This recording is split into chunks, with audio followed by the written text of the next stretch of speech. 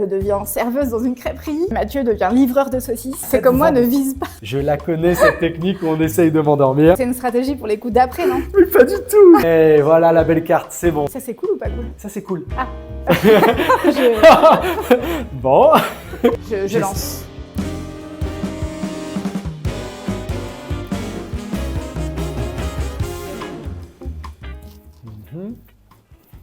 Ouais, ça, Julien, c'est bon. qu'est-ce que tu fais?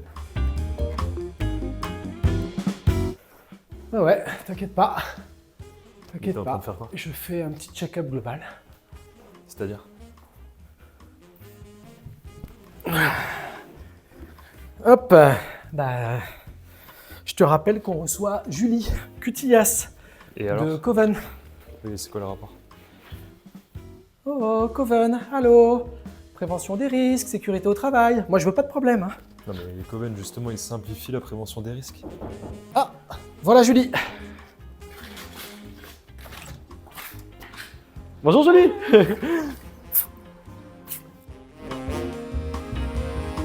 Merci beaucoup. Bah, merci à toi de m'avoir Tiens. invité. Et ben ouais, bienvenue chez nous. Merci Julie Eh bien, merci à toi. d'avoir répondu présente et de prendre du temps pour ce nouvel épisode de Café Fléchette. On est dans les bureaux de Best Itinerary. Ils sont très sympas. Je te remercie. Vraiment. Donc mon agence de voyage à Bordeaux et on va jouer ensemble aux fléchettes en parlant de toi, Oui. de ton parcours, de ta belle boîte Coven. Ouais. Objectif, c'est que tu nous en dises plus sur Le tout ça. maximum. Les fléchettes, c'est la partie la plus touchy. Tu vas voir. Certains ont des difficultés, Je me mets une d'autres pression moins. de dingue. Moi, si je touche la cible, je serais contente. Donc, je t'annonce le... Ouais, je la connais cette technique. Je la connais cette technique où on essaye de m'endormir. Avant ça, est-ce que tu souhaites un café? Eh bien, je veux bien. Un café Oui, s'il court te ou un plaît. café long?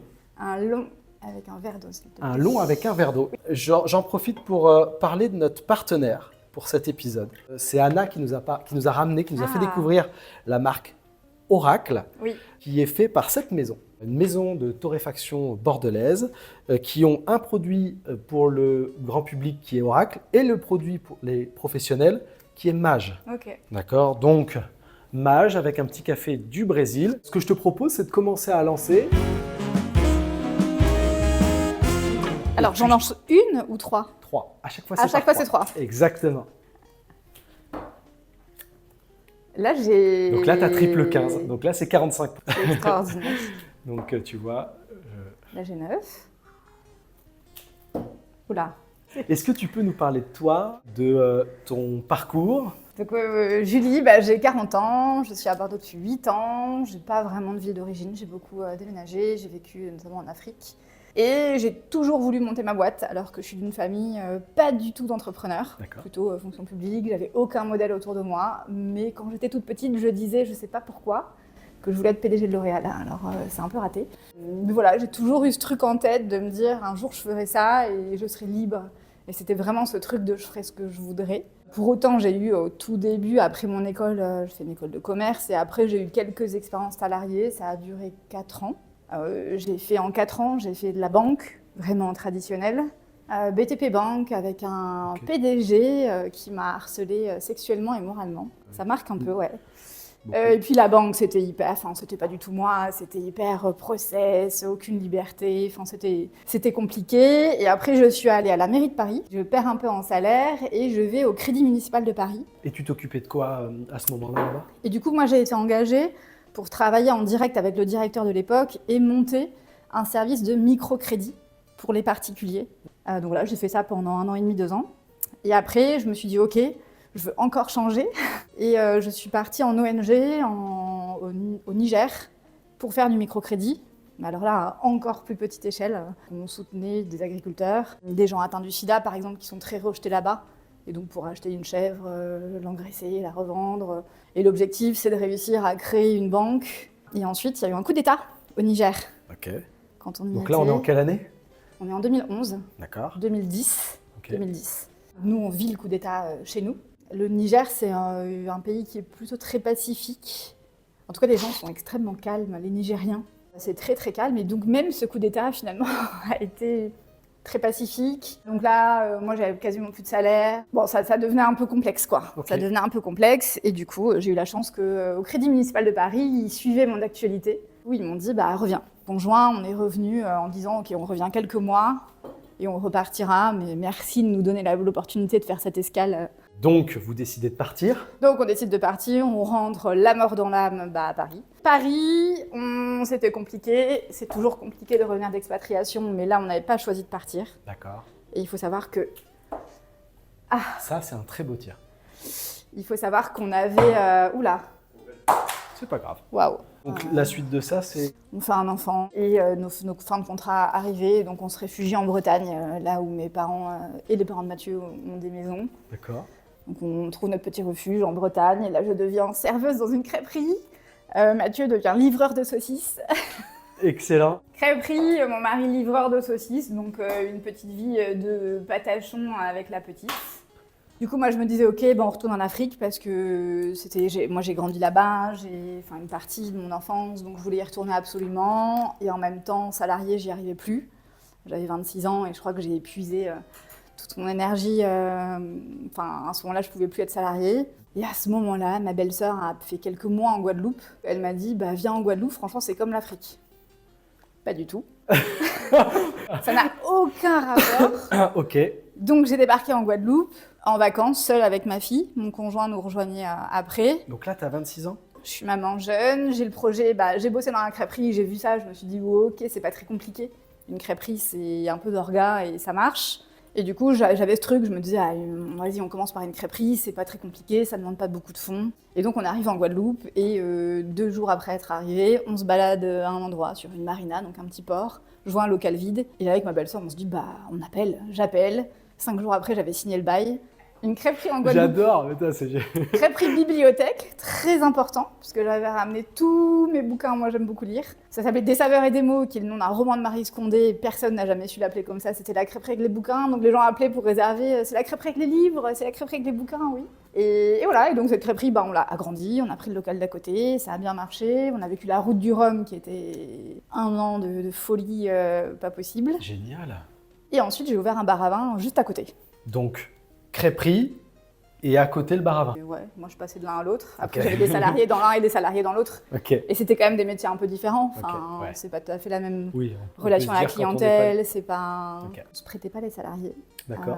Voilà. Ok. Et ça, c'est l'opportunité parce que c'est mon propriétaire, les propriétaires de mes locaux de la crêperie, qui était aussi propriétaire d'un local plus loin qui s'est libéré. Il est venu me voir, il m'a dit, je pars en vacances, t'as 15 jours pour réfléchir, moi j'aimerais bien que tu le prennes. Et je l'ai pris contre l'avis de tout le monde et tout le monde avait raison puisque j'ai fait un petit burn-out. D'accord. Oui. C'est le burn-out qui amène la fin ou qui- Ouais. J'ai fait Oui, ça a Ouais, tu m'étonnes, été. J'ai eu une business. période vraiment très compliquée. En plus, je bossais comme une dingue et je croyais que j'étais indispensable partout. Je checkais tout, j'étais partout. Je savais faire des crêpes, donc j'avais des services en cuisine parce que c'était hyper important pour moi de maîtriser l'ensemble de mon business. Ça, je pense que ça a été une vraie force. J'étais dépendante de personne, mais du coup, c'était beaucoup. J'aurais pu en faire moins. Après, c'était ma première entreprise. Et puis, du coup, je faisais vivre ma famille. En fait, j'avais donc un bébé quand on a ouvert.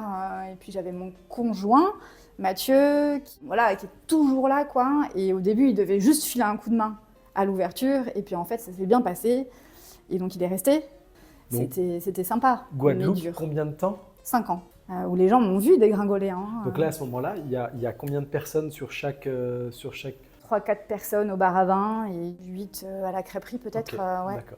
Tout le monde voulait m'aider, moi je voyais pas le problème. Et puis du jour au lendemain, du coup je suis tombée. Et là j'ai mis en place autour de moi assez rapidement une équipe avec un coach sportif, un kiné, D'accord. un psy. Et en fait assez rapidement, je suis passée de 80 heures par semaine à 40 heures peut-être, à aller à la plage tous les jours, à aller nager, à faire du sport. Ok, tu as reconstruit ton équilibre. J'ai reconstruit quelque chose. Et puis Ok. mes salariés encore plus contents, parce qu'un peu plus de responsabilité, un peu moins moi sur le dos à faire du micromanagement, t'as mal lavé les toilettes. Waouh! De lift, de fléchette. Waouh, juste en dessous. Ok. Cul. Voilà, c'est déjà un peu mieux. Parce que, en fait, toi, tu vises le vin à chaque fois. Ouais. C'est comme moi, ne vise pas. Fais ce que tu peux. Oh là là. Mais Je t'ai peut-être donné un mauvais conseil en fait à jouer haut. Donc vous vendez. Donc on vend. Et alors, comment ça se passe, tiens Donc j'ai pas vendu les deux ensemble. D'accord. Voilà, c'était deux Ça- entreprises différentes dans tous les cas. Ah, c'était deux entreprises différentes, d'accord. C'était deux entreprises différentes, Les deux sont liés, non? je pense. Aïe, aïe, aïe, aïe. Tu peux viser le triple 20, comme ça il te restera 1. Je visais le 1 là. Hein. Bon, t'es très bien parti là. Ah bah nickel, exactement ce que tu voulais faire.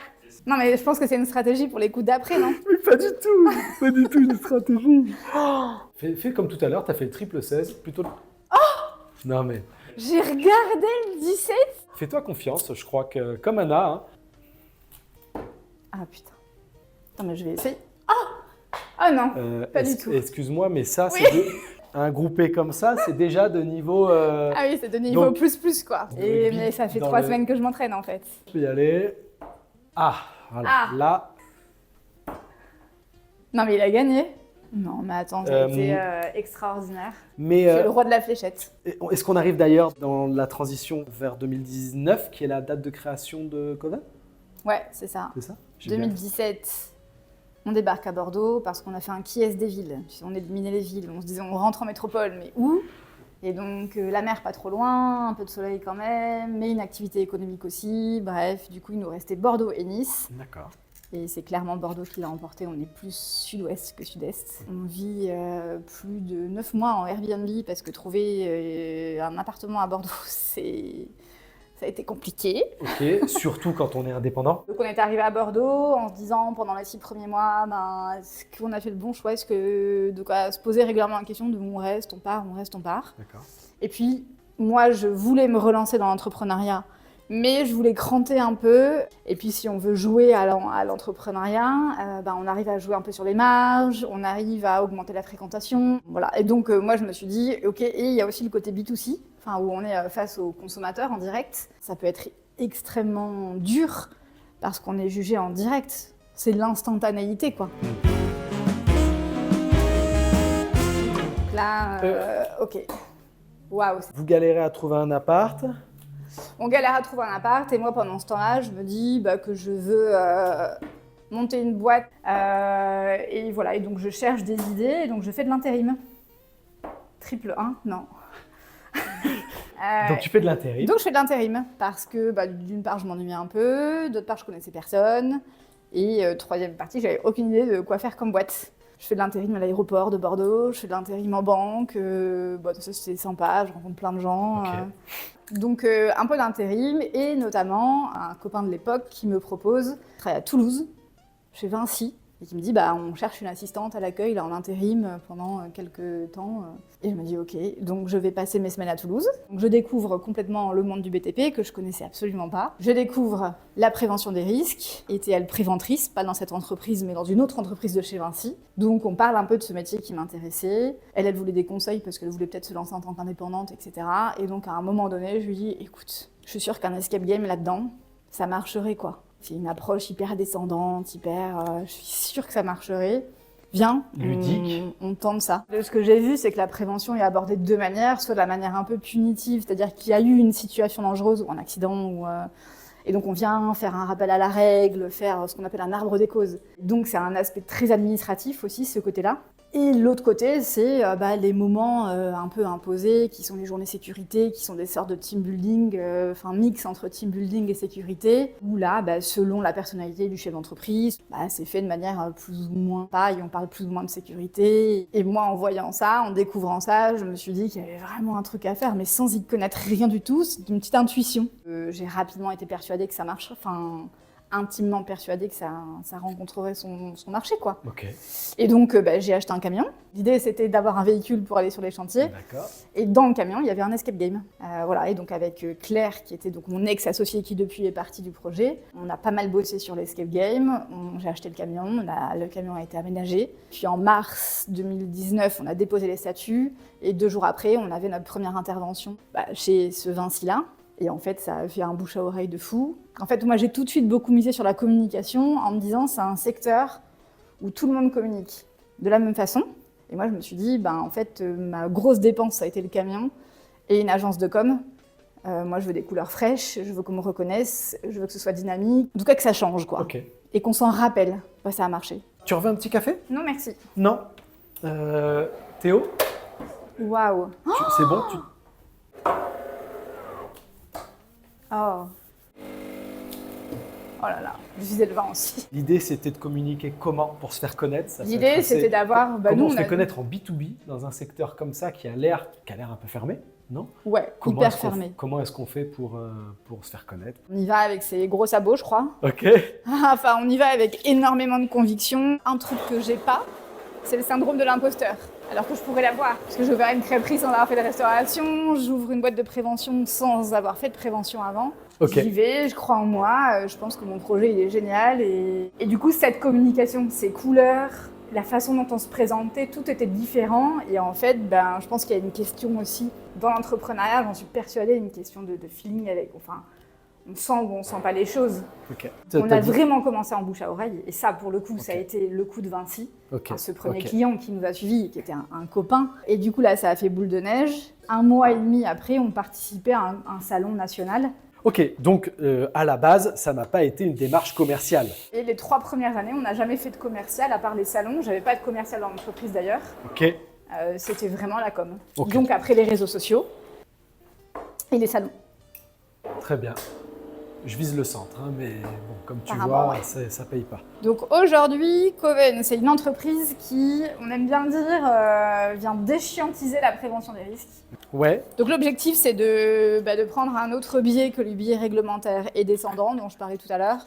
Et c'est de se dire que oui, il y a des formations descendantes qui existent et c'est normal. Mais par contre, dans une entreprise, on parle de culture d'entreprise. Et dans beaucoup d'entreprises, un petit pan de cette culture d'entreprise, c'est la culture sécurité. Sur les chantiers, c'est encore maximisé. Dans l'industrie, ils sont quand même les travailleurs confrontés à des risques, pour le coup, mortels. Il y a quand même, en France, 700 morts par an au travail. Donc c'est énorme. 40 000 incapacités de travail par an aussi. Quel est le Donc secteur c'est- le plus touché? C'est, je crois, le BTP. BTP avec des chutes, etc. Voilà, et ce qui est le plus mortel, c'est la chute de hauteur. Voilà, mais tous les secteurs sont touchés. Il y a beaucoup de maladies professionnelles qui se développent aussi. On parle beaucoup des troubles musculo-squelettiques, notamment dans les services à la personne. Et les femmes sont plus touchées que les hommes, d'ailleurs, par les troubles musculo-squelettiques, parce qu'elles...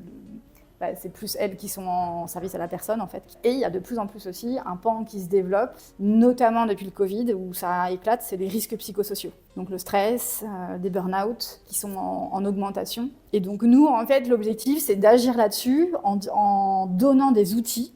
En fait, on vient vraiment outiller l'entreprise en disant, voilà, vous voulez en parler, c'est hyper important pour vous d'en parler, mais l'idée, c'est de préserver la santé de ceux qui travaillent pour vous, aussi parce que vous voulez recruter, et que c'est des métiers qui sont hyper en tension en France et qu'aujourd'hui les gens sont hyper vigilants à ça et donc vous voulez aussi communiquer sur le fait que vous mettez en place des choses pour prendre soin de vos équipes.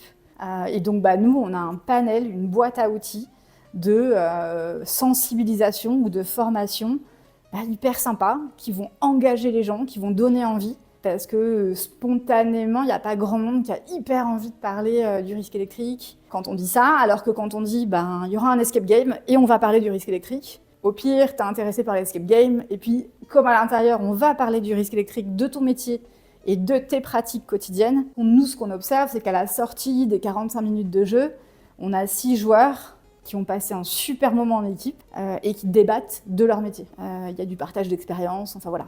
On a des jeux grandeur nature comme les escape games, on a des petits jeux de table, des jeux de société. On aménage des salles entières sur site. Donc là, chez Airbus Helicopters, on est en train de faire sortir de terre là, 120 mètres carrés dédiés à la prévention des risques, 2 heures de parcours construit. Voilà, on a fait l'aménagement, les travaux.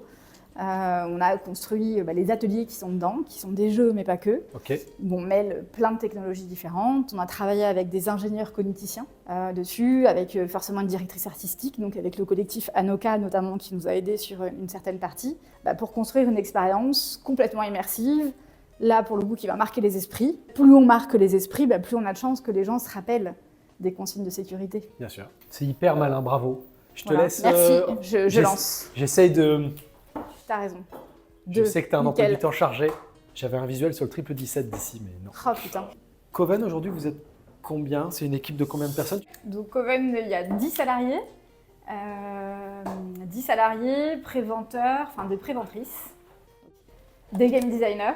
Ok. Des gens dans le métier, c'est de faire des jeux et D'accord. de les faire bien. Il y a de la communication, il y a un pôle commercial. Et donc, on est répartis sur 3 villes. On a des bureaux à côté de Rouen, des bureaux à Bordeaux et une personne qui est détachée en télétravail à Toulouse. Donc ça, c'est l'équipe salariée. Ensuite, on travaille avec pas mal de freelance. D'accord. Puis, j'ai une responsable administrative et financière externalisée.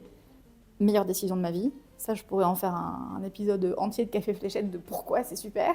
Ok. Ensuite, on a une équipe d'animateurs. Nous, on vend nos animations et puis on a des gens qui vont animer chez les Ok. clients. Et donc là, ce sont des profils qui sont auto-entrepreneurs, Ouais, qui sont indépendants, soit des ou des sociétés. salariés des sociétés qui vous mettent à disposition des gens. Non.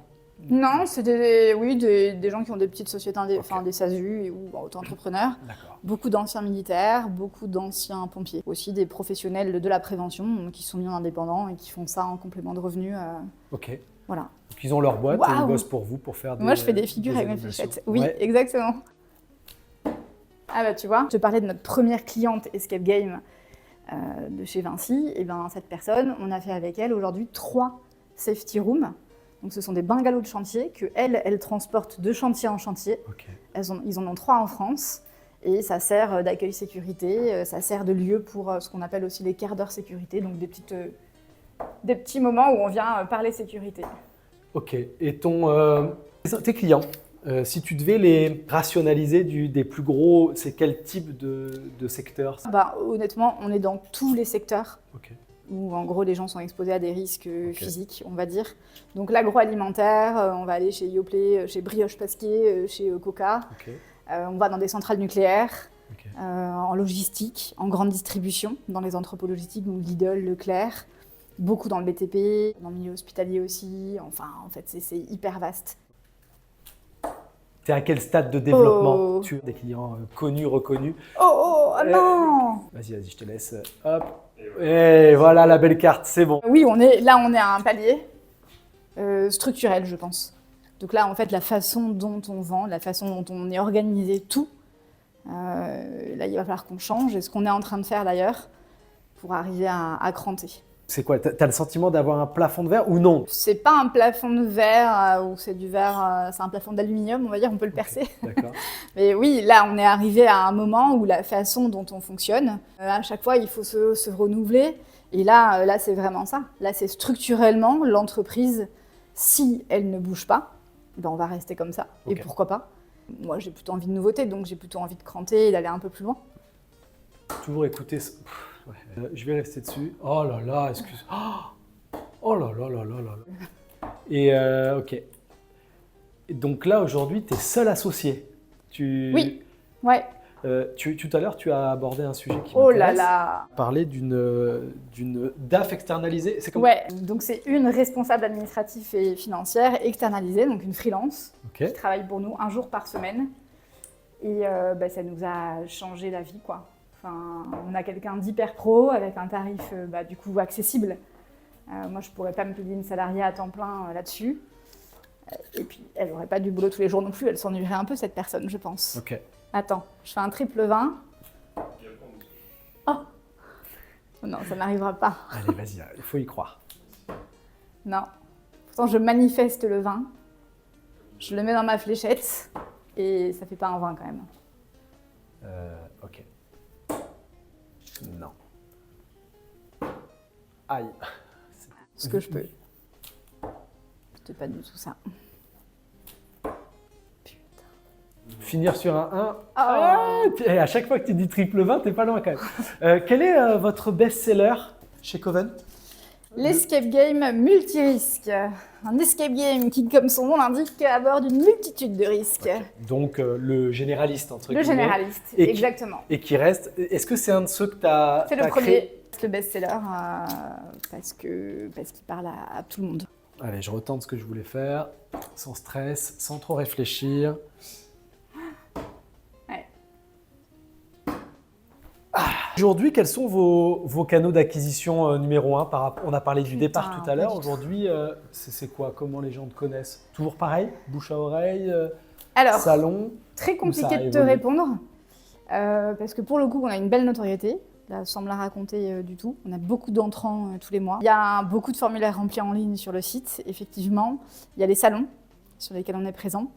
On fait des webinaires, enfin on fait énormément d'actions de communication, livre blanc, etc. LinkedIn marche très bien aussi. Donc c'est compliqué de dire c'est quoi le canal, mais en tout cas on travaille énormément cette notoriété globale et ça marche. Aujourd'hui vous vendez, on peut commander en ligne des serious games. Il y a un shop en fait, un e-shop. Exactement, ouais. D'ailleurs c'est que en ligne ou on peut en acheter En physique? Non. Non, c'est que en ligne, ouais. Okay. C'est que en ligne, on n'a pas de présence physique, à part sur les salons. Et donc, ça se vend? Ça se vend. Okay. Ça, c'est un projet, c'est jeu de plateau, c'est Serious Game de plateau, qu'on a lancé il y a un an. Un jeu de plateau, on est d'accord. Et donc ça, c'est un projet qu'on a lancé il y a 1 an et 3 mois, donc qui est vraiment tout jeune. Et oui, qui fonctionne. Okay. Alors, on n'en vend pas des centaines de milliers, hein, on ne va pas se mentir. Mais ça fonctionne bien et ça fait 1 an et 3 mois et c'est en train de prendre de l'ampleur. Donc oui, ça correspond à un des besoins de nos clients. C'est pour ça que je dis qu'on est la boîte à outils. Putain. Bon. Ah putain. Grosse concentration. Attends, pardon, je parle plus. Attends. Non. Ah, si. C'est... Nickel, bravo. Bien joué. Bravo, je reconnais ta supériorité. C'est pas le but. Mais avec un peu d'entraînement, peut-être que je pourrais être pas trop mauvaise. On a un petit jeu. Ah! Le cool pas cool. Si tu tires entre le 1 et le 11 compris, ce sera une question pas cool. Okay. Si tu vises le 12 à 20, 25, 50, enfin voilà, le milieu compte comme des questions, cool. Sachant que 14, ok, donc ce sera une question cool pour commencer. Ok, donc on a une question cool. Et 2 pas cool. Et 2 questions pas cool. Si tu devais résumer l'aventure Coven en un seul mot, ce serait lequel? Et après, évidemment, tu peux développer. Et ça, c'est cool ou pas cool? Ça, c'est cool. Ah. Bon. Eh bien, je dirais sorcière. Un coven, c'est un groupe de sorcières dans la mythologie des sorcières. Un coven, c'est un groupe de sorcières qui se réunit pour, en gros, une question de sororité. On se retrouve ensemble dans ce qu'on appelle un safe space, donc un endroit où on est bien entre nous, on se sent en sécurité et on se recharge un peu en énergie, voilà. Et pourquoi les sorcières? Plutôt parce que c'est une figure. Moi, je suis féministe, assumée. Je ne suis pas féministe, mais je suis juste féministe. Et la sorcière, c'est une figure qui a été reprise par les féministes dans les années 70, aux États-Unis notamment. Il y a ce fameux slogan « Nous sommes les petites filles des sorcières que vous n'avez pas brûlées » en référence à la chasse aux sorcières en Europe. C'est un slogan plus ou moins historiquement faux. Du coup, voilà, c'est pour ça que j'ai appelé Coven, parce que ça faisait référence à cette sororité et au fait de travailler en équipe, ensemble. Et donc aujourd'hui, pour moi, ceux qui travaillent avec moi, ce sont des sorciers et des sorcières. Et on met nos énergies ensemble pour faire un truc cool. En plus, un projet à impact. Enfin, pour le coup, on travaille pour la sécurité des travailleurs. Donc voilà pourquoi sorcière. Ok. Et le féminisme, en fait, c'est pas du tout d'essayer d'abattre les hommes ou c'est juste d'essayer d'inclure tout le monde dans une société où chacun peut être un peu différent. Mais en fait, c'est juste de se battre contre ce qu'on appelle le patriarcat, qui est une norme un peu écrasante, mais qui est une norme écrasante aussi bien pour les hommes que pour les femmes, que pour toutes les minorités de genre. Et en fait, c'est juste d'essayer de créer un monde un petit peu plus juste, avec un petit peu plus d'équilibre. Et donc, typiquement, si ça m'arrive encore, ça m'arrive rarement, mais d'aller animer des sessions chez des clients, il y a la remarque typique quand on rentre dans un espace de jeu avec un collègue qui est peut-être homosexuel ou pas d'ailleurs, de dire « Ah non, moi je rentre pas avec Jean-Jacques là-dedans ». Et ben moi, je réagis tout le temps. En fait, je laisse plus rien passer. Au sein de mon entreprise aussi, je suis entourée de salariés qui ont tous une très grande sensibilité à ça. On ne laisse rien passer et quand on a des animateurs ou des animatrices qui viennent en formation, c'est avant de déployer nos jeux, c'est vraiment quelque chose qu'on leur dit. C'est-à-dire qu'on ne tolère aucun comportement discriminant. Okay. Donc, s'il y a une blague raciste, sexiste, etc., ils ont le droit de réagir. Ils doivent nous en informer aussi et on ne laisse pas passer. Okay. Entrepreneuriat et femmes, ouais. À Bordeaux par exemple, comment tu le vis? Dans mon quotidien, j'avoue que j'y pense pas beaucoup. J'y pense souvent quand je suis invitée à des tables rondes, à faire des pitchs, etc. Et où ça m'est souvent arrivé, mais statistiquement c'est normal, d'être la seule femme et d'être présentée comme la femme. Ok. C'est-à-dire qu'on fait monter sur scène les gens et on dit ben voilà, Jean-Eudes qui a monté une super start-up dans la deep tech, santé médicale, etc. Et moi, et Julie, une femme. Ah, ok. À faire des vues et- Voilà, mais c'est vrai qu'on Ok. on est en minorité, oui, oui. Ok. Une question pas cool. Ah, Est-ce que tu as déjà eu un client déçu par vos services? oui. En t'a fait, embêté on avait, dans une phase de croissance comme ça, une phase où on passait un palier, on avait créé un jeu un peu vite, etc., pour répondre à un besoin. Et en fait, ce jeu, il a vécu 3 mois en l'état. On a arrêté de le commercialiser finalement assez rapidement parce qu'on a eu notamment un retour de quelqu'un de très déçu. Dans mon équipe, j'ai une préventrice qui est notamment qualiticienne. Enfin, la qualité, c'est sa spécialité. Et donc, grâce à elle, Maureen, on a tout un process de traitement des retours, notamment des retours négatifs. Des retours positifs, on les prend, on se frotte le corps avec, on est content. Mais les retours négatifs, pour le coup, on les traite vraiment. Ok. Et donc oui, on apprend nos expériences et on n'a jamais ressorti un jeu en aussi peu de temps sans le tester. Voilà. Ok. Dernière question pas cool. Quel est le pire conseil que l'on t'ait donné? C'est de ne pas faire confiance à mon équipe. Et ça, c'est un vrai conseil qu'on m'a donné. D'accord. On avait nos restos, notre premier resto, ça faisait 1 an, et on décide de partir quelques jours en vacances et de laisser le resto ouvert.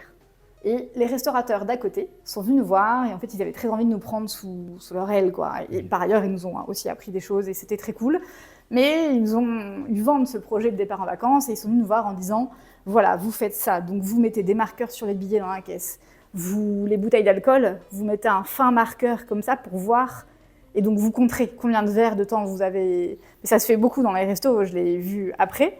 Et surtout, vous mettez des caméras. Donc, moi, je me dis, ok, pas du tout. Enfin, je pense qu'ils sont grands. Et s'ils prennent un verre de whisky en fin de service, ça va pas me tuer. Enfin, et j'irai jamais me faire tant chier. mieux. Voilà, et donc, on a choisi de pas le faire et de faire confiance à notre sentiment et à nos salariés. Et je pars du principe aussi que plus tu autonomises les gens, plus en fait, ils se prennent en main. Plus ils ont de responsabilités finalement, plus ils foutent la pression aussi pour que ça se passe bien. Et voilà, et c'était le pire conseil qu'on m'a donné, que j'ai pas suivi, mais je me suis dit, mais quel enfer de dire ça. Parce qu'après, ça t'enferme dans un rôle de garde-chiourme, de gardien de prison. Voilà, donc je l'ai pas suivi, mais ne le suivez pas. Enfin, faites confiance, ou sinon, ne recrutez pas les gens à qui vous ne faites pas confiance, quoi. Ouais. Ok. J'ai une question plus personnelle, mais si c'est parce que tu l'as discrètement je l'ai placé, dit. mais c'est important pour toi dans ton équilibre perso et pro? Oui. Moi j'ai fait un burn-out quand même, je Ouais. suis très sujette à ça. Je suis pas vraiment une workaholic, on peut pas dire ça. Je l'ai été longtemps, je pense que le premier burn-out a fait que j'ai pris un peu de recul, mais j'ai cette tendance à plonger. Si je suis un peu stressée, je vais plonger dans le travail. Et donc je suis toujours quand même un peu sur une ligne de crête. Donc oui, moi j'ai besoin d'avoir un soutien, quoi. Ok. Donc coach sportif et psy. Super. Pour terminer cet épisode, est-ce que tu penses à quelqu'un qui Et je peux penser à être 2 personnes ou pas? Ah oui, tu peux penser à 2 personnes. Du coup, je vous propose 2 personnes. Je pense à Patrice Béal, qui est le président de la société Inorix, une grosse boîte de sécurité privée, et qui est aussi président de Réseau Entreprendre Aquitaine, et qui est quelqu'un qui est hyper intéressant par son parcours entrepreneurial. Ok. Il a commencé, il était détective privé. Enfin bref, je pense qu'il y a plein d'anecdotes très marrantes à raconter. Voilà. Et donc maintenant, il est président de Réseau Entreprendre Aquitaine. C'est D'accord. une de ses nombreuses casquettes. Il est très engagé. Donc voilà, ça peut être très intéressant d'avoir son regard un petit peu et ses Excellent. anecdotes qui peuvent être croustillantes, je pense. D'accord. Et je pense aussi à Pascal Lavore, qui était lauréat avec moi de Réseau Entreprendre en 2020, qui lui a un parcours entrepreneurial fait de rebondissements. Ça pourrait être vu comme un échec, lui il a rebondi. Et il a aujourd'hui un projet qui s'appelle Aqualio, revalorisation des eaux de pluie, etc., qui est super intéressant. Et donc je pense que pour avoir un autre regard sur l'entrepreneuriat et ses difficultés aussi, parce qu'on n'en a pas beaucoup parlé, mais il y a plein de difficultés, C'est vrai. et moi j'en vis aussi, on en vit tous. Ok. Voilà. Patrice, Pascal, à bon entendeur. Merci beaucoup. Est-ce que tu vois un sujet que tu aurais aimé qu'on aborde, que l'on n'a pas abordé? Et je reviens parler féminisme avec plaisir quand tu veux, parce que je pense que c'est un sujet qui n'est pas assez abordé, notamment dans le milieu entrepreneurial, qui est complètement passé sous silence. Ok. En tout cas, de mon réseau, enfin dans mon expérience. Et moi, j'ai créé un atelier qui dure 1h30 pour parler de ça. Le public, c'est des entrepreneurs et les seuls qui m'ont laissé le faire, cet atelier, je n'ai pas demandé d'argent, c'était bénévole. C'est le Village Baïséa, qui est un incubateur. Merci Charles, le maire du village, qui m'a permis de faire ça. Et c'est une expérience que j'aimerais bien renouveler. Et en fait, c'est pas si simple de venir parler de discrimination de manière globale. C'est un peu compliqué. Or, on sait, à Bordeaux, qu'il y a des violences dans les entreprises. Notamment chez les startups, je pense que ça c'est hyper important à dire. Chez les jeunes entreprises, on a souvent des chefs d'entreprise un peu inexpérimentés, c'est peut-être leur première fois des fois. Beaucoup d'hommes ont un comportement problématique sans même s'en rendre compte. Et on a beaucoup, une sorte de petit chair à canon, c'est-à-dire qu'on embauche des stagiaires, des alternants, des jeunes qui n'ont pas les armes pour se défendre, dont c'est la première fois en entreprise, beaucoup de jeunes femmes. Et du coup, ça fait un mix qui n'est pas toujours facile. Ok. Et je trouve que les incubateurs, les gens de la place entrepreneuriale sur Bordeaux et ailleurs, devraient prendre ce sujet beaucoup plus à cœur. Comment on peut t'aider dans cette démarche? En passant le message, en communiquant. Moi, je le fais bénévolement. Je ne suis pas non plus une experte du sujet, même si pour le coup, je suis ce qu'on pourrait appeler une patiente experte. C'est-à-dire que j'ai vécu, je me suis documentée. Et du coup, je pense que j'arrive à apporter un débat qui n'est pas agressive. Je ne suis pas une féminazie. Je ne vais pas sauter à la gorge des entrepreneurs que je vois. Mais je pense qu'il faut en parler et il faut arriver à dire que oui, ça existe aussi dans nos jolies petites boîtes et qu'il faut juste regarder le sujet, c'est tout. Ah ouais, en parler, comme souvent, quand on en parle. En fait, ça dégonfle pas mal de choses et on se rend compte de pas mal de choses et c'est tout. Ok. Et si on n'en parle pas, ça n'existe pas. Ça m'est arrivé, oui, d'avoir des propos où on m'a dit, quelques temps après, ça m'a blessé quand tu m'as dit ça. Ok, il suffit de le reconnaître et de... Enfin, ça arrive. Merci beaucoup, merci, Julie. D'offrir un petit quelque chose, un petit café donc offert par notre partenaire Mage. Voilà, que tu vas pouvoir découvrir. Eh bien, merci beaucoup. Qu'ensuite, s'il y a des buveurs de café au bureau, vous pouvez Tout à fait. solliciter. Voilà. Ils sont de l'autre côté, à Brazza. Et puis, je te remercie beaucoup pour, merci pour ton temps. pour ce temps passé ensemble. C'était très vraiment bien. génial. On a la tradition. Regarde, tu vois, il commence à y en avoir quelques-unes. Tu veux la faire? Je peux la faire, j'appuie où? Là? Là. Où j'ai mal appuyé, il y a eu un petit bruit, ouais. Voilà.